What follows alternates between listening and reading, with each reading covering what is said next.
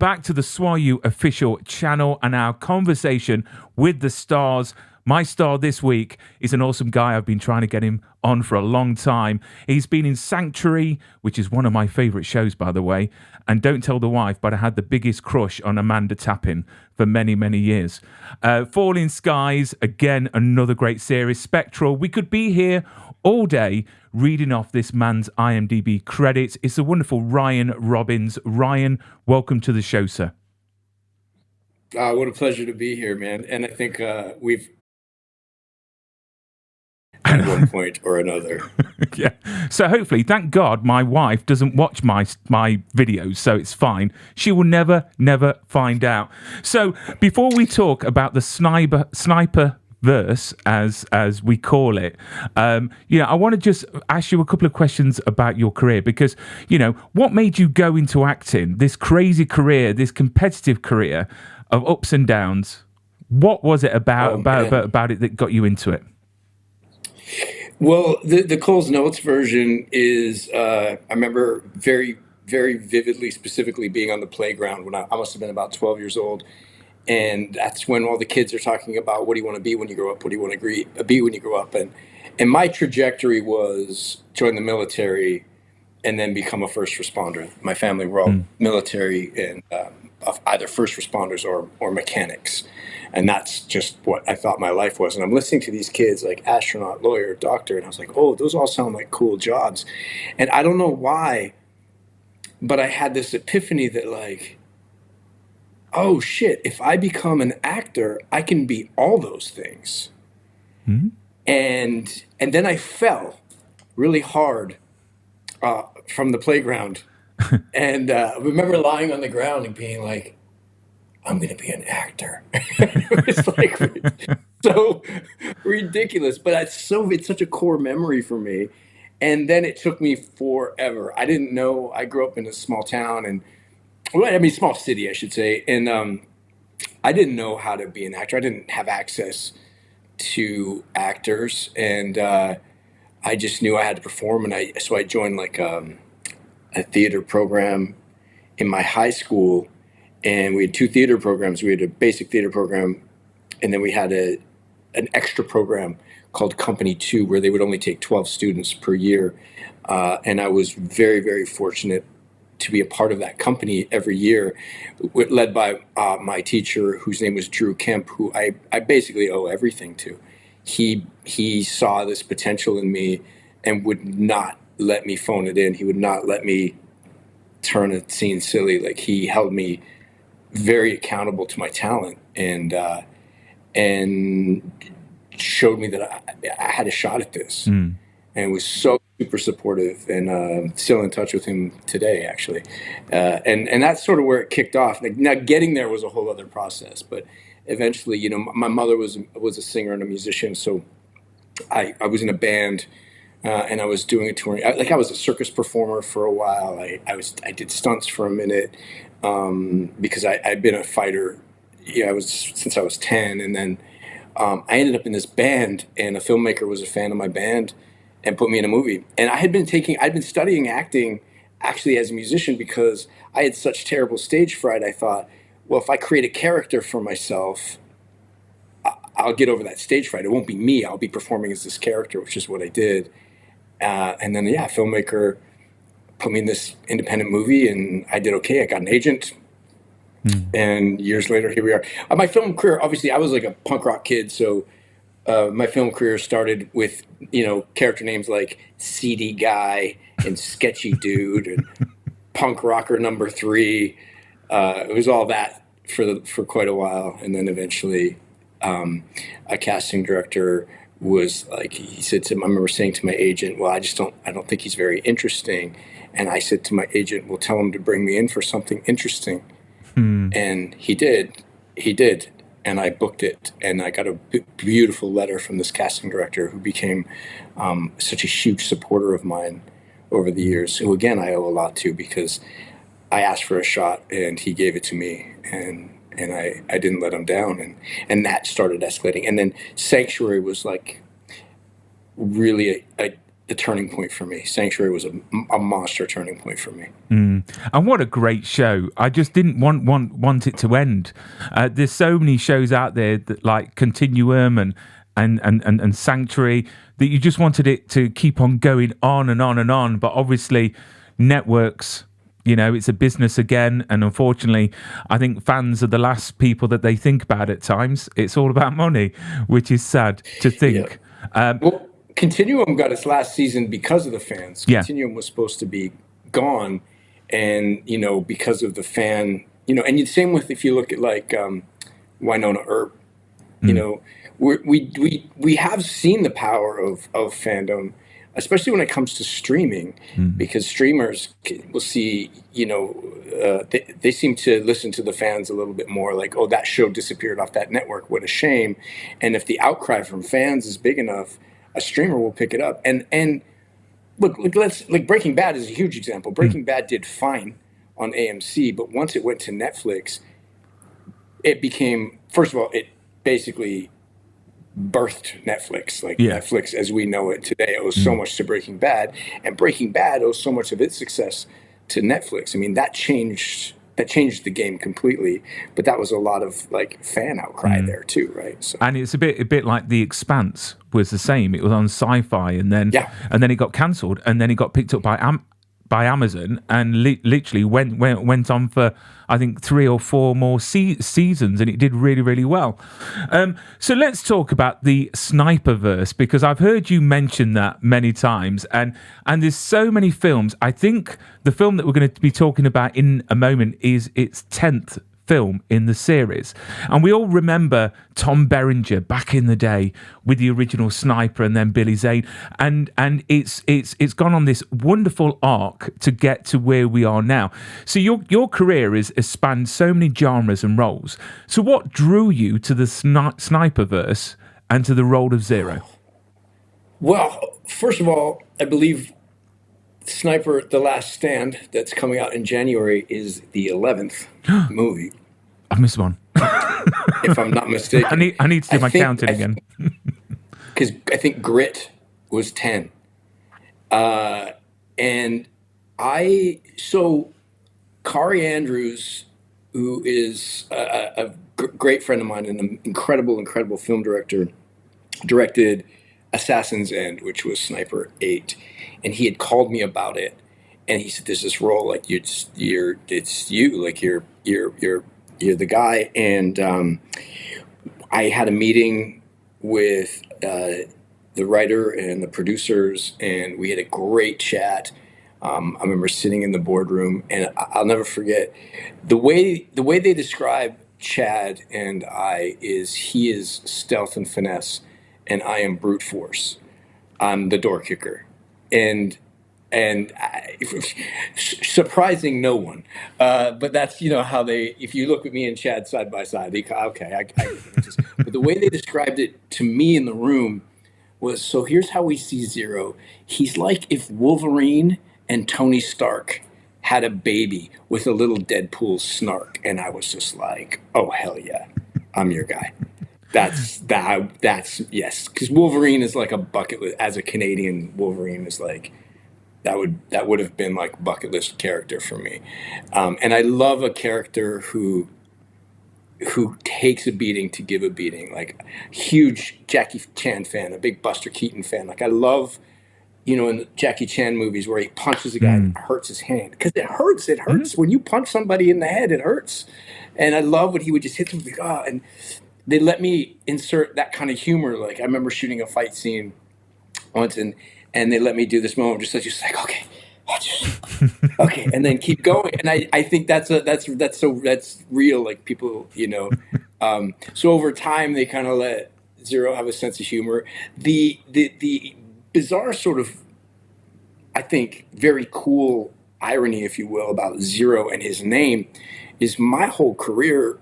Everybody calls me Ryro. My nickname is Ryro. It has been forever, because Ryan Robbins, Ryro. It's just easy.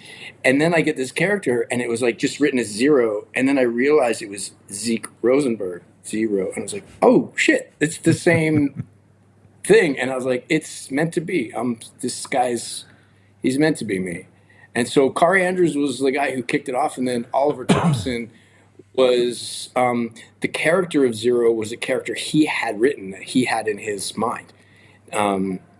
He had this character kind of fleshed out, and so he wrote Zero in a way that I just identified with. And then as we did 3 movies together, Zero's voice and my voice sort of became like Zero and I are slowly morphing into the same person in a lot of ways, which I love. I mean, I love playing Zero. He's arguably my most favorite character to play. I mean, I don't tell Chad, but Zero's actually my favorite character in the film.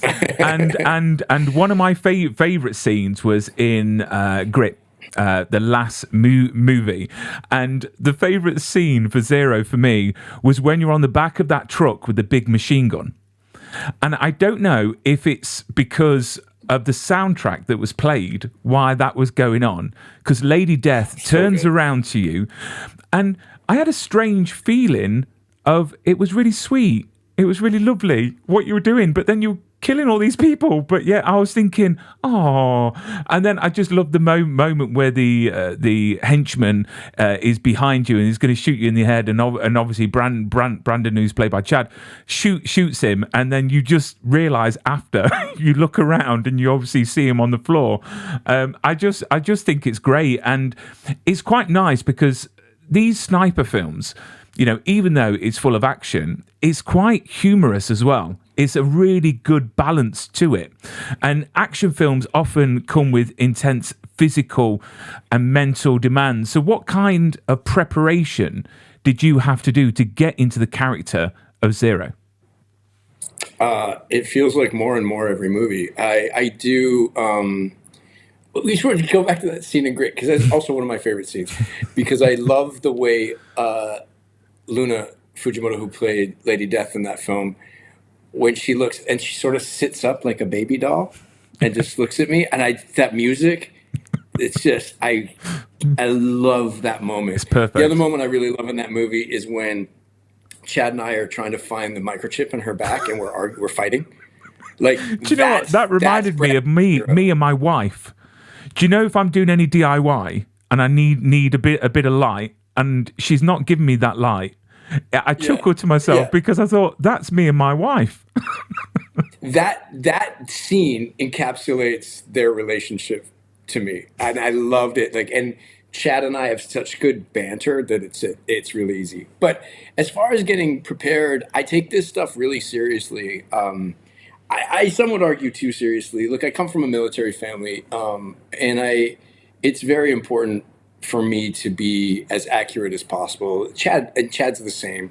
I want to everything from holding a weapon to how I breach a door to all of that, to an extraction. I want to get that. I want to get that as correct as possible. Now you have to take liberties for film and story, but I want my friends who are, veterans or soldiers to watch and be like, oh, you paid attention. And so I live in a small town in the mountains, and I'm very fortunate to have some friends who are JTF2 Canadian Special Forces, and I lean on them pretty heavily when I'm preparing. I train mixed martial arts a lot. I have a trainer that I train with constantly who kicks the shit out of me nonstop. His name is Cole. He's from he was in the UFC. He owns a company. He owns a place called Roundhouse up in my little small town, and they call him the Cole Train for a reason, because he will just run right through you, and he does. Wow. Wow. And then there's like the weight training is a whole thing. Usually when I do a sniper movie, I'll drop about 20 pounds to look, because of Chad. You make it sound, Chad. I mean, do you know what I mean? He has got some bumps in places that he needs to get checked out, because, it's not natural. But you know what, Ryan? I was going to ask this later on, but everyone likes explosions and guns. But let's talk about your guns, Ryan, because I tell you what, from the start of your career, you have got bigger and I'm going to share a picture, and Oh, no. I hope it's all right because it was on your social media. There we go. Look at that. Look at that. You know, what is the secret of being in that shape? Because literally, you know, is it just literally grit, like Sniper, a bit of grit in the gym? Is it diet? Is it just constant, you know, working out? Because a man of, you know, your age, I'm not going to say what age, but you're still a spring chicken. But to be in that shape is incredible. It really is. Oh man, it is all those things. Like it's diet. It's a lot of diet, and I train every day. I train every day. I maybe take a day off. You know, but when I'm dieting, it's like no alcohol, no carbs, no sugar, no dairy. There's no fun, basically. And then when we're filming, I maintain that. Like when I'm doing an action role or a role where I have to look like Bat, yeah, it's maintaining that diet. But that's the job. I love this job. I love this job. I'm so fortunate that this is what I do for a living.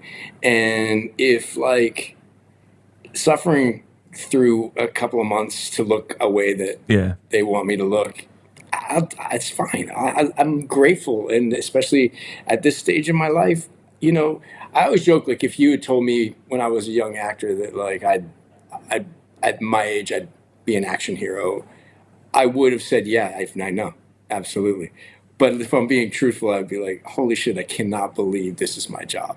This is what I get to do, and it keeps me honest. It keeps me fit. It keeps me healthy, man. And you know, my oldest daughter she's a fitness model and a fitness trainer, so she's on my team and holds me very much accountable. I didn't know what a macro was. You know? So I have tried to look into macros, and it goes in one ear and out the other, and it's just so confusing. And you got to weigh everything. No. And It's so what I do is I've got my trainer and then my daughter, they get together, they come up with a meal plan for me. And then I have this amazing company that I use back home called Fierce Fuel. And they do I'll just get them to do meal prep. So everything is counted. All my macros, everything is counted.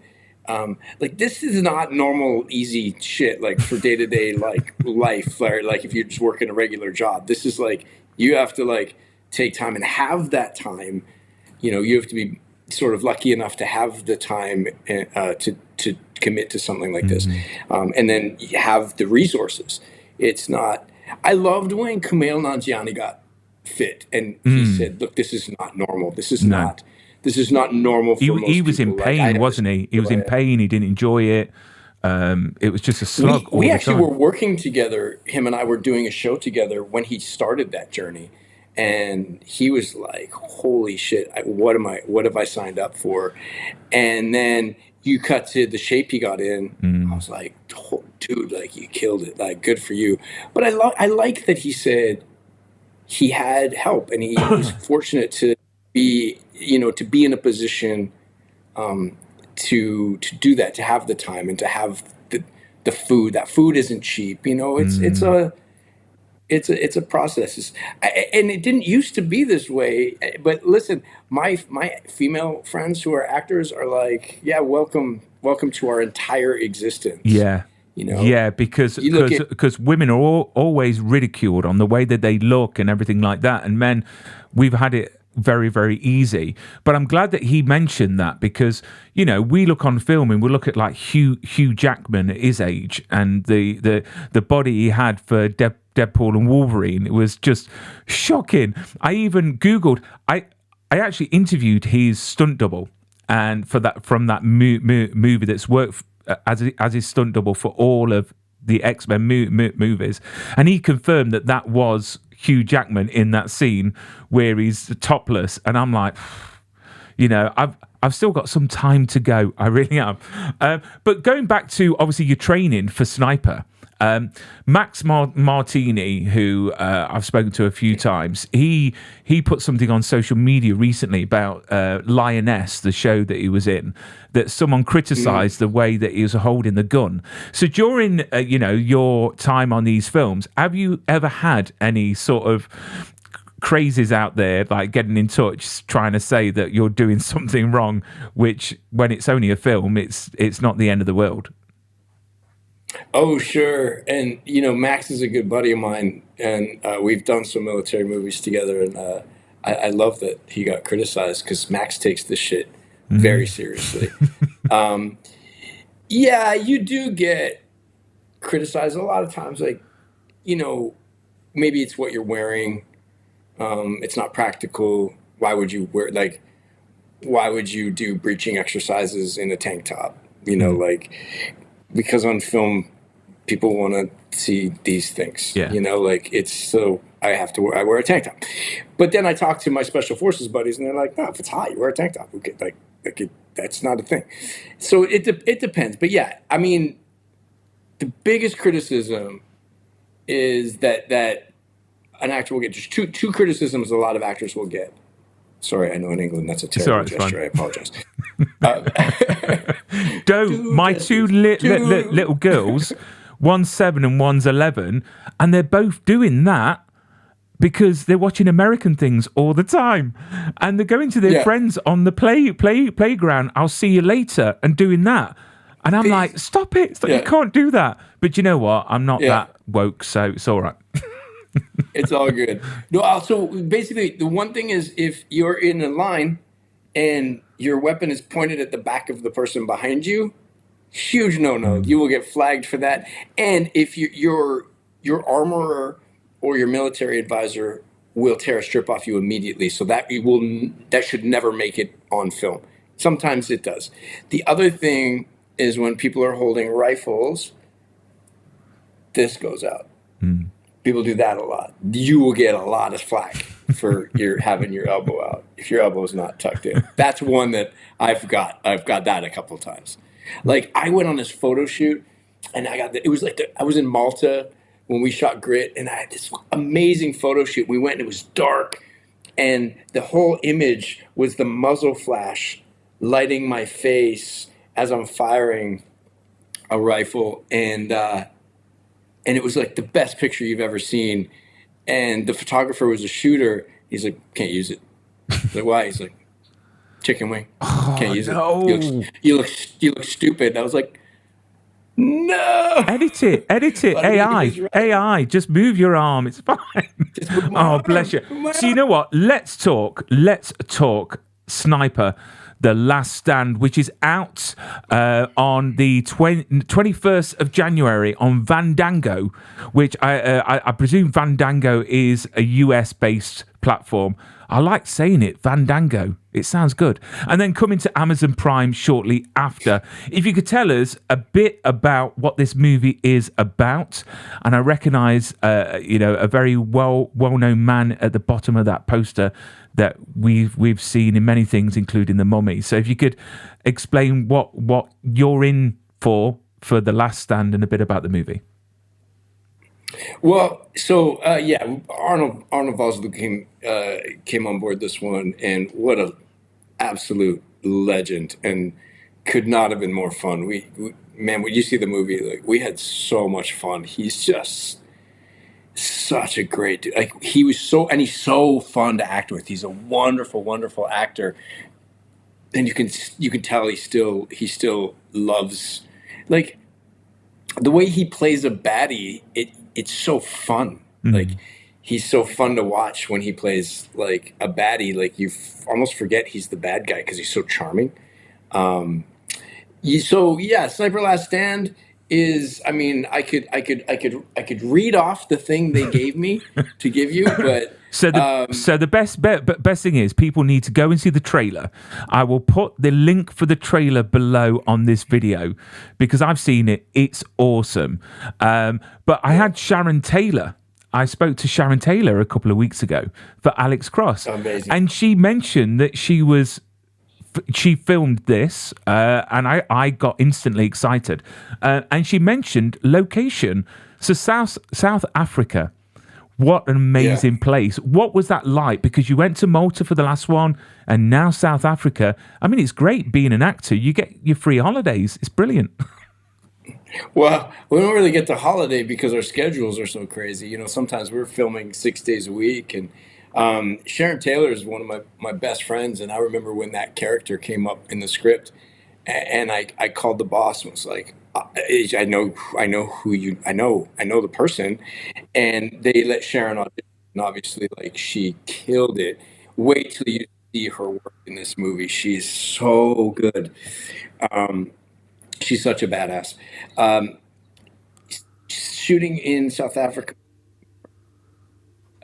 we had it was arguably maybe the best stunt team I've ever worked with. My stunt double, whose name is Shane Kruger, is the most amazing, best stunt double I've ever had in my career. I tried not to use him too much. But the premise basically is, we are not supposed to be there. We are, off the books, off the records, in a foreign country to try to get in, get the job done, and get the hell out. And it goes unpredictably wrong. We are trying to prevent the use of a weapon that is insanely destructive and would change the course of, the world, if it gets into the wrong hands. And as you do, missed it by that much. But no, it's an amazing trailer, and I cannot wait to watch it. I mean, obviously in South Africa, did you go any place? Did you enjoy the local sites? I know you had a tight schedule, but I know from your Instagram you had some time on the beach. Yeah, we got a little bit of time on the beach. Can you hear me okay? Because I'm Yeah, getting an echo on here. But yeah, I can hear you fine. okay, Yeah. good. Good. Yeah, we had some time on the beach. I got to go see some penguins. Oh, I've been there. I Boulders. got some great Yeah, yeah, hikes. yeah. The Yeah, that's Jackass right. penguins. It's amazing. Yeah. Yeah, so I saw the penguins. I went and I did some amazing hikes. Spent some time at the vineyards. Goodness, the food there is exceptional. The wine was amazing. Mm. And the people are wonderful. I'm a big history fan, so I loved having history lessons. Oh, there's so much there. Um, You've got Simon's Bay. You've got that dog called Just Nuisance that was there, and it's so much his history. But it's a great place to visit if no one has been there. Go there. The weather's fantastic, and it's cheap as chips because of the exchange rate, which is great. But with this film being called Sniper: The Last Stand, please say the name doesn't indicate that this might be the last one. it's above my pay grade, pal. Oh, damn it!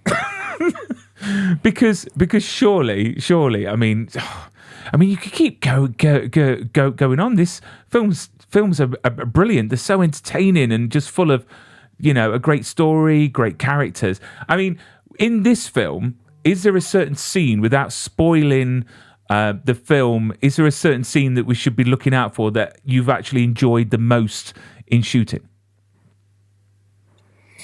Oh, there are a bunch of scenes for different reasons. I shot one of the most epic fight scenes I've ever filmed in my career, and it was fantastic. I mean, but we were that stunt team. A lot of them were like MMA fighters. They were legit, and sometimes contact has to be made, and we kicked the crap out of each other, and it was glorious. But Chad and I have a moment in the film that is sort of like, well, you see it in the trailer, and people have already said it online. It's that sort of Butch and Sundance moment, Mm. and I loved it. I loved it. I love just standing back to back, just Brandon and Zero, Chad and Ryan, just ready to take on the world. It's Mm. great. I mean, it's such a satisfying scene. But look, I will tell you this: I will make sniper movies until Sony tells me to stop. Mm. Like, if there's another one on the way, sign me. Because this show has got this franchise, should I say, has got a massive fan base. It really has. So I suppose as long as the fans are keep, you know, I would say tweeting, but it's not. It's Xing now. I don't know what to call it. Is it tweeting? Is it Xing? But as long as fans are still on social media, putting them messages out, posts out, it lets the studios know that we still want these movies. So out of all your career, including the sniper movies, have you kept any mementos? Have you stole anything from the set, basically, Ryan? Yes. You say that with such like, yeah. It sounds big. Yeah. What have you got? I mean, obscure thing. I have I I have my blown off fingers from a show I did. I have a cast I wore. I have a 50 caliber bullet that I'm not supposed to have from a show. From Sniper, ironically, I I have a lot of wardrobe. I have rose clothes, Awesome. which I quite like. And then I have some other things that I'm not going to tell you about You because know they'll what? come looking for it. That is the same answer I get from a lot of guests. It's like, well, I can't really say because we might get told off. But you're jetting off very, very soon. I said before we start recording, thank you for giving me your time because you're jetting off on another project. Obviously, I'm sure you can't tell us what that project is, but can you tell us where you're jetting off to? I mean, is it Nope. somewhere hot? No. Oh, dear me. Do we have to play a game? Do we have to blink I once? can't. I No. can't Oh, say. okay. I can't say a damn thing. I'm telling you, man. This industry and its NDAs. Yeah. It's. I mean, I would love to tell you. I've interviewed people that have been on Disney shows, and I know Disney has got assassins of their own waiting to take people out if they cross their NDA. But I can't Yeah. wait. I mean, Yeah. I'm not going to be Tom Holland over here, man. well, I think Tom Holland is now limited to the actual press he's actually being given because of that. But no, I cannot wait. I mean, whereabouts are you calling from? Just out of curiosity. Well, currently, right now, I'm in Toronto, Canada. Okay. I will tell you, I'm heading overseas tomorrow, Okay. and it is a project that will also be very action. Awesome. Awesome. So we've got that. Hence the Instagram photo. Brilliant. So we've got that to look forward to.